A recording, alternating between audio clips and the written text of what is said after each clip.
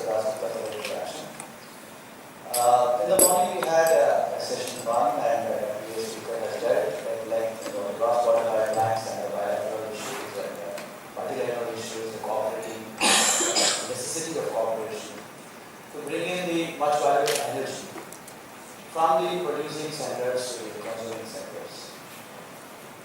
The topic that I will be speaking on is on the overseas energy assets. Do they really give us the energy security? And I will stress a little more on the gas side. As in the morning we have already heard what is actually energy security. It is basically ensuring that we have a sustained supply of energy for all citizens at affordable price, because some of the economies are here. We have an issue also on the price. It's not at any cost that we can consume the energy.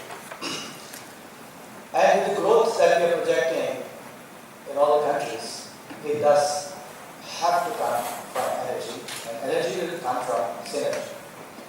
We need to have more cooperative alliances and approaches. If you see the overall energy demand in India, we are dependent hugely on imports, whether it be oil and gas. Gas is still nascent in India. We have just a demand of about 170 MMSCM. But with the times to come, the increase in the energy basket is to be coming from gas in a big way. Coal we have heard in the morning.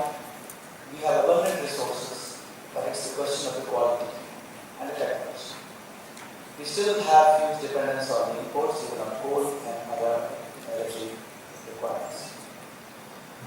If you look at the growth, the world growth, and the Indian growth in energy, and with the expected revival of economy, as we saw in the morning, people talking about it, about 7% of energy growth is expected, and which needs to be ensured so that the economic and the welfare of the people is protected. If you look at the primary energy consumption patterns, you would notice in the world that dependence on coal, dependence on oil is on the downward trend, and there is an increase on the cleaner and efficient fuels, one of them being gas. But in the Indian context, in the future, even if you look at 2030, our dependence on coal is substantial and followed by oil.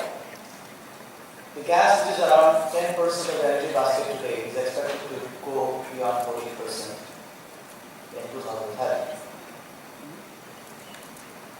As we saw in the morning sessions, the reserves that India has compared to the reserves of the world do not give us the comfort of having self-sustained approach, which therefore means that we need to seek our energy beyond our shores. We have 2 3-pronged attacks for any country to have energy security. One is, of course, increasing the production indigenously, for which the Indian government is already on the path of NELP, and for other resources like coal and conservation. Various steps being taken for using efficient fuels, and also have acquisitions abroad, which would ensure that we have a continuous supply. And there is, of course, an option of importing at international prices from time to time, which definitely keeps the risk of price open. So we need to, as a country, look at the affordability versus the international prices and the securities. When we look at asset acquisitions, what are the various parameters that influence decision making? One is the geopolitical. We need to look at the stability, the taxation, the regulations, and the government-to-government understandings, the economic factors, the technological factors, and the partnerships. We have in the world exhaustively easy production wells, acreages,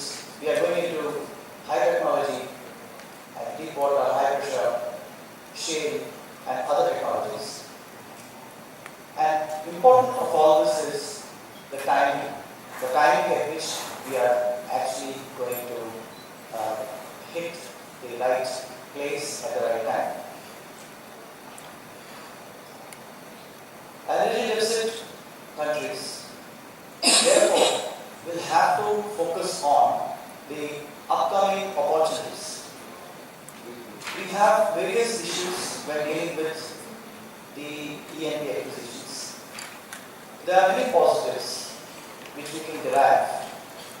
I will not read this slide, but what it just says is that we can leverage the opportunities using various factors and have the options of either bringing the equity gas or oil into the country, or using the arbitrages, selling that product, getting the revenues, and with that the ability to acquire the required energy. This would also help in building relationships with the countries, and we have seen this strategy being used effectively in India by many companies. We have also seen similar thing happening in China, Japan, Korea, where large investments are taking place in the other parts of the world.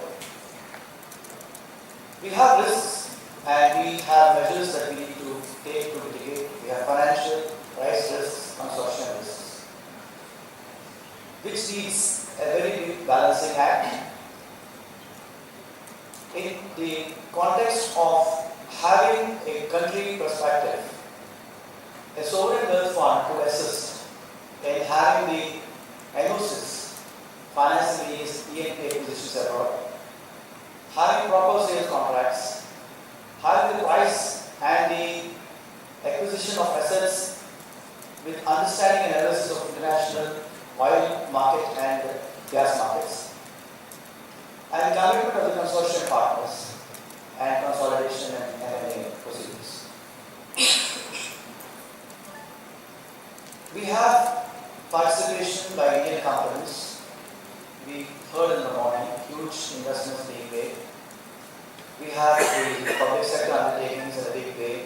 OVL has taken various steps in direction of acquiring assets, and it has indeed helped in the securitization of the oil supplies and gas supplies to come in the future. BPCL, the company that I belong to, has also taken steps in the same direction. We have a 100% subsidiary called Bharat Petroleum Limited. I will take a few slides of what we actually have done in this direction. And we also have GAIL aggressively participating in the recent past. They have taken some acreages in US shale at Carousel and Indian oil, of course, in various parts of the world.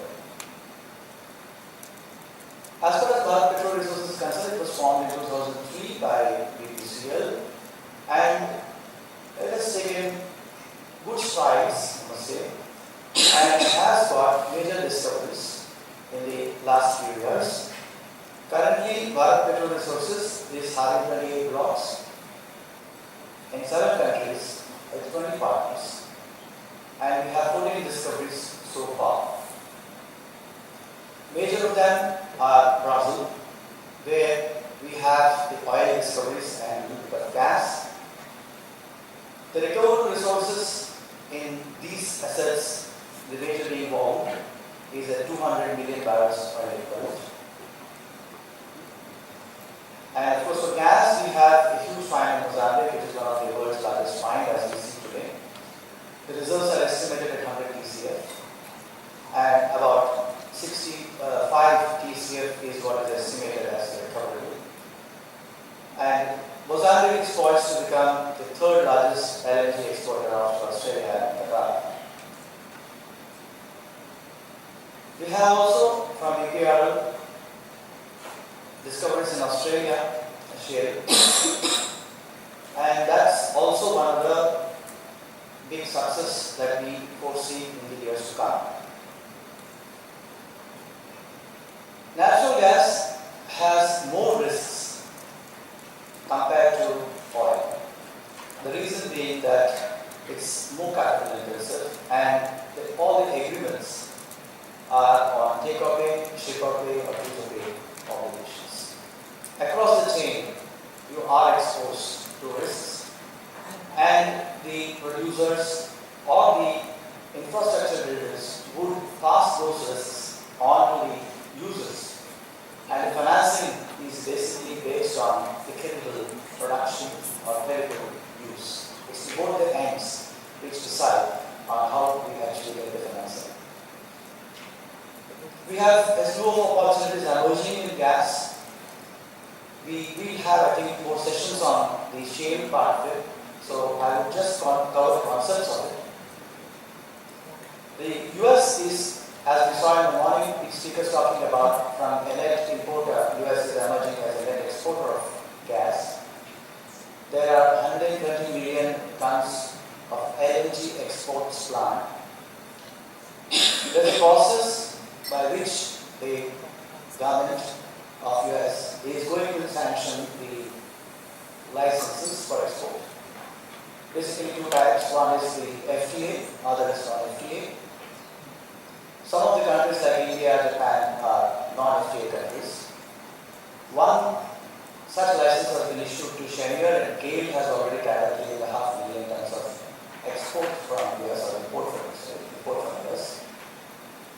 What US gives us as an attraction is the low cost of gas shale, which is available currently $3.25 or $3.28 today. With that price, the landed cost of gas into the Indian coast, DES, would be something around $10.5 as compared to the oil linked.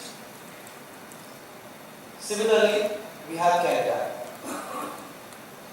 which has huge plans to set up facilities for export on the east coast. We have the Repsol's facilities which are there already at Canada, which is actually on sale.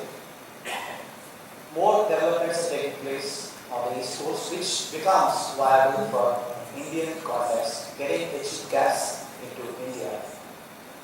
We have huge discoveries in Mozambique, Tanzania, and East Africa, which give big opportunities for investments. Similarly, Australia is gearing up to produce a large amount of gas, even including CDM and shale. And these all require huge investments, and people are looking for the interested parties to come and invest in production, in the pipelines, in liquefaction, and finally in the transportation. These opportunities are something which are being looked at, and government-to-government relationships, looking at the total energy requirement of the country instead of looking at company-wise, is what is being planned and attempted, and that's what would probably pay the dividends. Country in India, the gas demand, as we saw, is going to be occupying a big share in the energy basket.